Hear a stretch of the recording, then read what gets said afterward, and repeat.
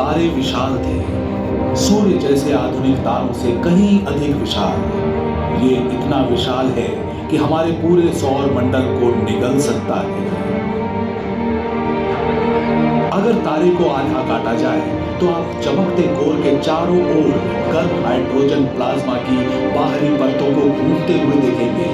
Core वो स्थान है जहां परमाणु संलयन प्रतिक्रिया द्वारा लगभग सारी गर्मी उत्पन्न की जाती है। परमाणु संलयन से तारा सिर्फ चमकता नहीं बल्कि उसके अंदर कुछ नया बनता भी है।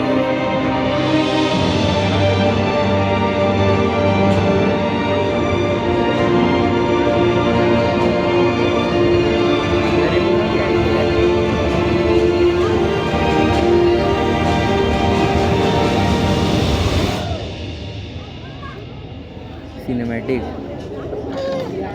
देवियों और सज्जनों, आपके मनोरंजन के लिए क्या मैं परमाणु संलयन के चमत्कारों और रहस्यों को दिखाने वाला एक अजीबोगरीब नजारा प्रस्तुत कर सकता हूं।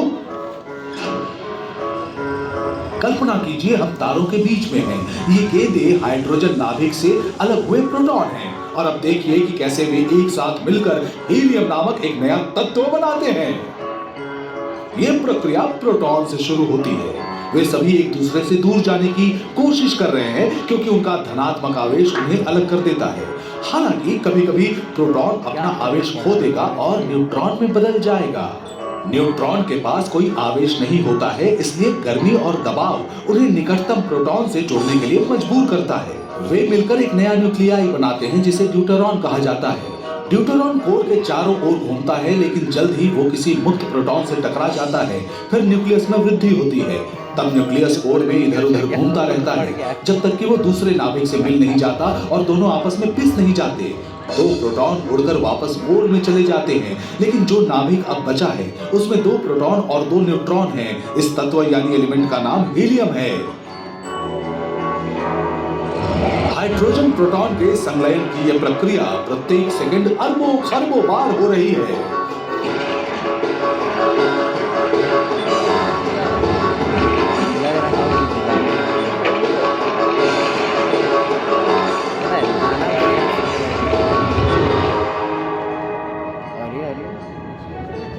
धीरे धीरे हीलियम कोर को भर देता है। आपको लग रहा होगा कि एक बार कोर ने सभी हाइड्रोजन को हीलियम में बदल दिया तो वो काम करना बंद कर देगा, लेकिन तत्वों का बनना तो अभी शुरू हुआ है। हाइड्रोजन के उपयोग के साथ साथ कोर सघन और गर्म होता जाता है और हीलियम नाभिक का दूसरे भारी तत्वों में संलयन हो पाता है और बेरिलियम बनता है। घनत्व और तापमान फिर से बढ़ता है और बेरिलियम हीलियम के साथ संलयन शुरू कर देता है। कार्बन बनता है। कार्बन के संलयन से कोर का तापमान पुनः बढ़ता है। इस दबाव में नए तत्व एक दूसरे के साथ और हाइड्रोजन के साथ संलयन करना शुरू कर देते हैं। आज हम जिन तत्वों को जानते हैं उनमें से कई तत्व तारे के मूल में बनते हैं।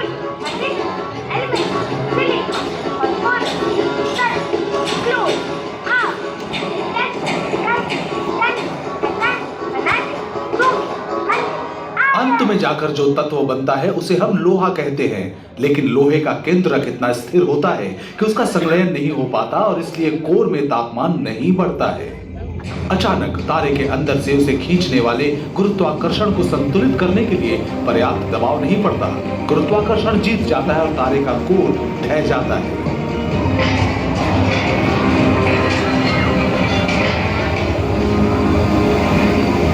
शक्तिशाली गुरुत्वाकर्षण हर परमाणु को इतनी ताकत से पटकता है कि तारा खुद ही बिखर कर एक सुपरनोवा बन जाता है। सुपरनोवा भाई जानते हैं, जाना पड़ता है।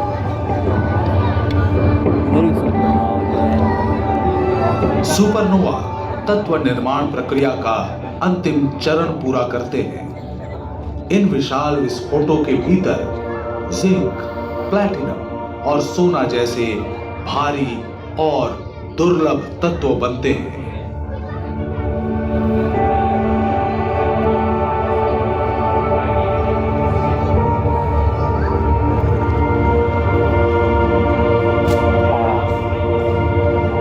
अरबों वर्षों में विस्फोटित तारों का मलबा धीरे धीरे विशाल बादलों में एकत्रित हो जाता है। अभी भी ज्यादातर हाइड्रोजन है, लेकिन अब भारी परमाणुओं के मिश्रण से भर चुका है। इन विशाल बादलों को हम नेब्युलाए अथवा निहारिका कहते हैं। नेबुला। ये इतना विशाल है कि इसमें हमारा सौर मंडल लाखों करोड़ों बार समा सकता है। इन स्तंभों के अंदर गहराई में परमाणुओं के साथ कुछ हो रहा है। वे एक दूसरे तक पहुंचना और अणु बनाना शुरू कर रहे हैं। सुनिए, मेरा एक सवाल है। पूछो बेहिचक। अणु क्या होता है? हाँ, अच्छा सवाल है। आइए ध्यान से देखें।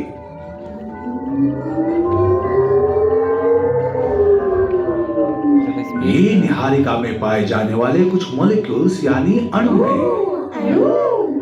अणु एक साथ जुड़े हुए परमाणुओं का एक समूह है, मानो एक दूसरे का हाथ पकड़ रखा हो। आपके शरीर में है ये अणु और इस निहारिका में पाया जाता है ये पानी है।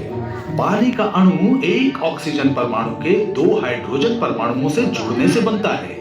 आपको तो पता होगा इसका रासायनिक नाम H2O है। निहारिका में एक अन्य सामान्य अणु कार्बन डाइऑक्साइड CO2 है, जो एक कार्बन परमाणु और 2 ऑक्सीजन परमाणुओं से बना होता है। आपका शरीर कार्बन डाइऑक्साइड बनाता है और आप इसे सांस के द्वारा बाहर छोड़ते हैं। आप सब भी इस अणु का निर्माण करते हैं, बस इसे बाहर नहीं छोड़ते। क्या आपको पता है इसे क्या कहा जाता है? नहीं। कोई और बताए?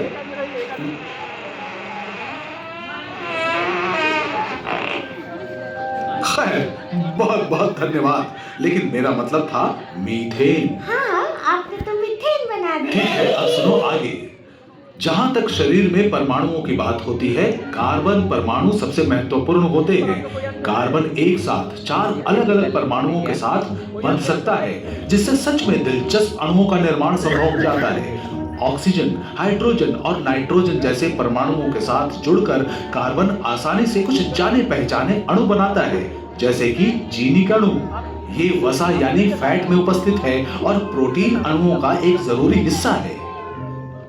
दुर्भाग्य से ये अणु काफी नाजुक होते हैं और अंतरिक्ष का विकिरण आसानी से उनके बंधन को तोड़ देता है। इसलिए हमें एक ऐसी बड़ी और सुरक्षित जगह चाहिए जहां ढेर सारे अणु एकत्रित किए जा सके, जैसे कि कोई ग्रह।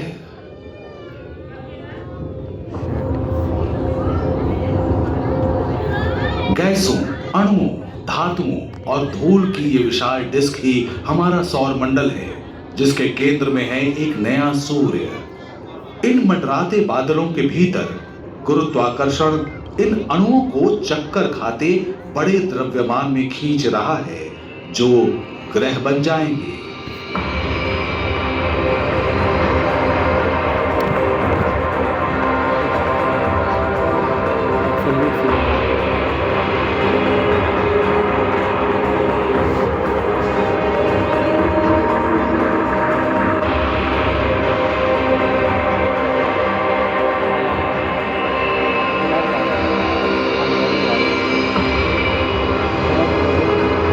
मिल्की वे बनाया वैसे ये सब डिस्क जो है।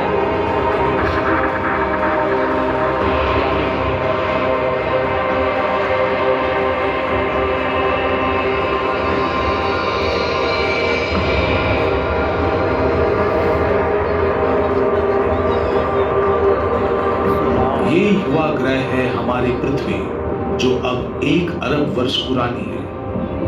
10 करोड़ सालों से भी ज्यादा समय से बची हुई धूल और जमी हुई गैसों के ब्लॉक इस ग्रह पर लगातार बमबारी कर रहे हैं।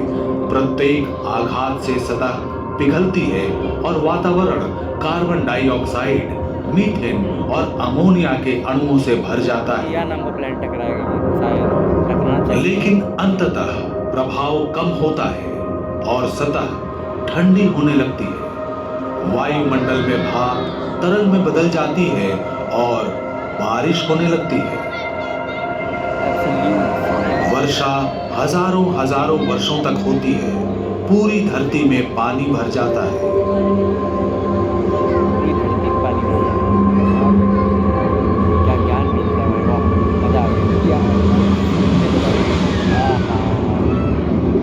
अभी ह्यूमन इस महासागर के नीचे परमाणु और अणुओं की यात्रा का एक नया चरण शुरू होता है।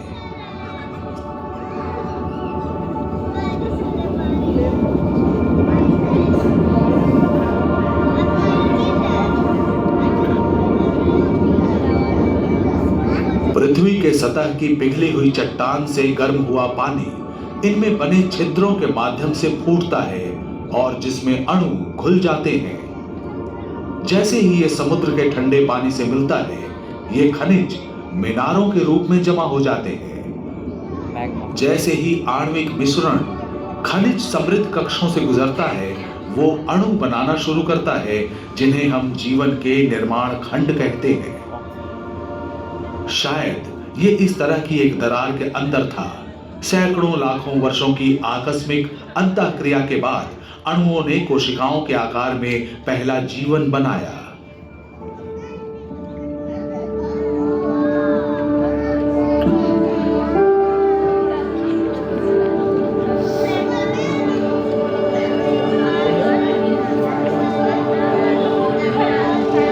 समुद्र के नीचे इन प्रारंभिक कोशिकाओं ने ऊर्जा और विकास के लिए पर्यावरण से अणुओं और परमाणुओं का उपयोग किया। जल्द ही उन्होंने स्वयं की प्रतियां बनानी शुरू कर दी। अचानक सैकड़ों, हजारों, लाखों, खरबों कोशिकाएं पूरे महासागर में फैल गईं। 1 अरब वर्षों के आश्चर्यजनक उत्परिवर्तन के चलते एक अद्भुत प्रगति हुई। कुछ कोशिकाओं ने कार्बन डाइऑक्साइड और पानी को चीनी में बदलने के लिए सूर्य की ऊर्जा का उपयोग करना शुरू कर दिया। इस महाशक्ति प्रकाश संश्लेषण के कारण कोशिकाएं कहीं अधिक तेजी से बढ़ी, लेकिन सामने एक बुरा आश्चर्य था। इन नई सुपर कोशिकाओं से निकला ऑक्सीजन और वायुमंडल में निर्मित होते होते इसने हमारे ग्रह को हमेशा के लिए बदल दिया। अत्यधिक प्रतिक्रियाशील ऑक्सीजन ने बड़ी संख्या में कोशिकाओं को विषाक्त किया और हुई सामूहिक विलुप्ति। लेकिन कुछ कोशिकाएं बच गईं। जब उनकी प्रतियां बनी, उन्होंने दुनिया को इस नई गैस को सहन करने, यहां तक कि उपयोग करने में सक्षम कोशिकाओं से भर दिया और जीवन आगे बढ़ता गया। कुछ कोशिकाओं ने एक साथ कार्य करके समूह बनाए, जब तक कि वे पहले बहुकोशिका वाले जीव नहीं बन गए। कई कई पीढ़ियों के दौरान उनके रूप धीरे धीरे बदलते गए। कुछ मौलिक सूक्ष्म अणु सरल कृमियों में विकसित हो गए थे। जल्द ही उन कृमियों का विकास हुआ और आदिम मछलियां बनी। रक्त कोशिकाओं में लोहे का उपयोग करते हुए इन्होंने ऑक्सीजन और कैल्शियम ग्रहण किया और बनी हड्डियां। मछलियां विकसित होती रहीं और महासागरों में राज करती रहीं। समय के साथ अणु और परमाणु एक जीवित वस्तु से दूसरे जीवित वस्तु में जाते हैं और फिर से नए और संशोधित होते रहते हैं। पानी के ऊपर जमीन पर पौधों और विशाल कीड़ों ने कब्जा कर लिया। जल्द ही उनके पीछे मछलियां आ गईं, जो समुद्र से बाहर रेंगने और ऑक्सीजन युक्त हवा में सांस लेने की क्षमता से भरपूर थी। सांस में ऑक्सीजन लेने वाले जीव सरीसृप बने, जो डायनासोर कहलाए। 10 करोड़ से भी ज्यादा सालों तक डायनासोर ने धरती पर राज किया। ये अणुओं के महाराजा थे। और फिर एक विशाल धक्के ने पर्यावरण को इतनी तेजी से बदला कि जीवन के कई रूप जीवित न रह पाए। डायनासोर का युग समाप्त हो गया, लेकिन कुछ प्रजातियां जीवित रहीं। डायनासोर के खत्म होने के बाद परमाणुओं के बेहतर संयोजक स्तनधारी उनकी जगह लेने के लिए आ गए। प्रकृति के नियमों के अनुकूल बनते हुए उन्होंने नई जीवन शैली अपनाई। जैसे जैसे प्रजातियां खत्म हुई और नई प्रजातियां पनपी, इस वंश वृक्ष ने पीढ़ियों का रूप निर्धारित किया। फिर लाखों साल बाद वंश वृक्ष की एक दूर की शाखा पर नए स्तनधारी बंदर पनपे। कई कई पीढ़ियों के बाद इस शाखा की एक टहनी पर कुछ बहुत ही अजीब बंदर आ गए। ये बंदर अजीब थे क्योंकि उनके परमाणुओं ने मस्तिष्क का निर्माण किया था, जो केवल पेट की भूख के बारे में नहीं सोचते थे, बल्कि ये भी सोचते थे कि हम किस चीज से बने हैं और ये भी कि ये सब कहां से आया। वे तब से जवाब की तलाश में हैं। हमने पाया है कि हम परमाणुओं से बने हैं और ये परमाणु उतने ही पुराने हैं जितनी इस ब्रह्मांड की यात्रा। आपका हिस्सा बनने से पहले वे जानवरों, पौधों और हवा में थे। वे कभी डायनासोर में थे, कभी आदिम मछली में। उन्हीं से सबसे पहली कोशिकाएं बनी। कोशिकाएं उन अणुओं से बनती हैं जिनमें परमाणु होते हैं, जो सबसे पहले धूमकेतु और क्षुद्र ग्रहों के रूप में पृथ्वी पर आए थे। जटिल परमाणुओं से भरे विशाल निहारिकाओं के बादलों के भीतर जन्मे, विस्फोट होते तारों से निकले वे परमाणु, जो तारों के केंद्र में गुरुत्वाकर्षण द्वारा जुड़े हुए थे। तारे जो हाइड्रोजन के विशाल बादलों से बने थे, वही हाइड्रोजन जो प्रोटॉन और इलेक्ट्रॉन के बीच की पहली कड़ी थी। लेकिन कहानी तब शुरू हुई थी जब ब्रह्मांड की एक छोटी सी बिंदु से विस्तार हुआ और ऊर्जा मिलकर पदार्थ का निर्माण करने लगी। अरे भाई उसको मेरा म्यूजिक तैयार हो जाइए ब्रह्मांड के अद्भुत प्रदर्शनी के लिए।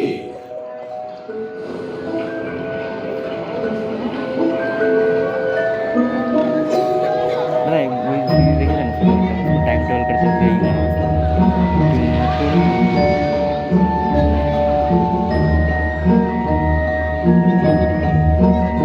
हम चले थे सफर पर, ये जानने कि हम किस चीज से बने हैं और ये सब कहां से आया। हमने देखा है कि कैसे हमारे शरीर के परमाणुओं में ब्रह्मांड का इतिहास छिपा है। हमारे रक्त में लौह कण और हमारी हड्डियों में कैल्शियम से लेकर सांस लेने वाली ऑक्सीजन, यानी सारे के सारे परमाणु दूर के एक प्रकाश बिंदु से आए थे। तो अगली बार जब आप रात के आकाश को देखें तो याद रखें कि आपके परमाणुओं का सफर कहां से शुरू हुआ था।